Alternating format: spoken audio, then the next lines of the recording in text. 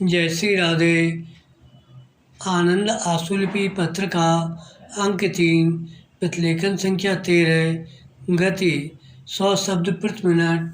प्रारंभ करें। महोदय, वर्तमान राजनीति संकट में है।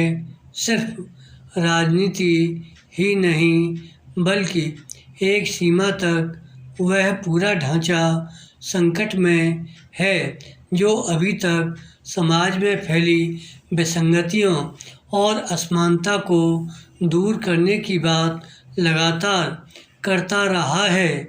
विशेषकर भ्रष्टाचार का मुद्दा जिस तरह और जिस रूप में उभरा है उससे राजनीति पर प्रश्न चिन्ह लगा दिए हैं। ऐसा नहीं है भ्रष्टाचार पहले नहीं था या वर्तमान अवस्था की तरह पहले नहीं होता रहा, लेकिन पूर्व में सिर्फ राजनीति वह कमान थी जिसके माध्यम से भ्रष्टाचार के सवाल उठाए जाते रहे।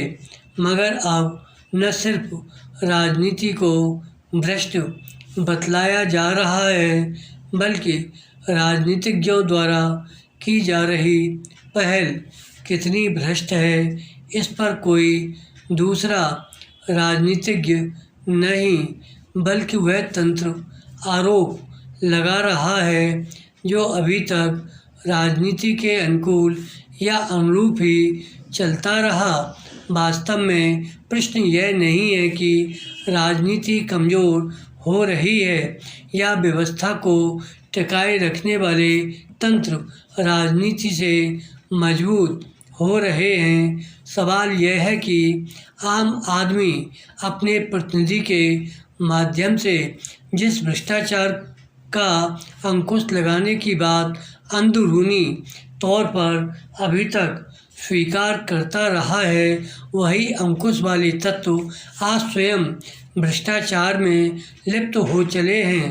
पैरा यहाँ यह भी कहा जा सकता है कि राजनीति अगर भ्रष्ट हो रही है और उसके विरोध में या उस पर लगाए जा रहे आरोप की पहल वह तंत्र कर रहा है जो स्वयं कहीं न कहीं इस भ्रष्टाचार की अवस्था से जुड़ा हुआ है, तो यहाँ यह समझना जरूरी है कि इसलिए आरोपों का सिलसिला और भ्रष्टाचार अपनी जगह कायम है। कारण सामान्य जन अभी तक इस पूरी व्यवस्था से दूर हैं। हालांकि एक सत्य यह भी है कि सारे राजनीतिज्ञ भी भ्रष्ट नहीं हैं और पूरा नौकरशाह तंत्र भी कुंद नहीं हुआ है। कुछ बचा हुआ है, शायद इसलिए चल भी रहा है, लेकिन इस जरा से चलने और गौण रूप से बचे होने की अवस्था क्या मायने रखती है, इस वर्तमान परिस्थिति को देखा समझा जा सकता है। जबकि भ्रष्टाचार और आरोप व्यक्ति को अभ्यस्त कर रहे हैं, इन सबसे हटकर कुछ बाहरी तत्व भी समाज में हैं जो विसंगतियों पर अंकुश लगाने का काम कर सकते हैं और कर भी रहे हैं। लेकिन यह भी कहाँ तक संभव है कि मीडिया पूरी तरह समाज के अंदर पनपती विसंगतियों को दूर कर सके। विराम। धन्यवाद।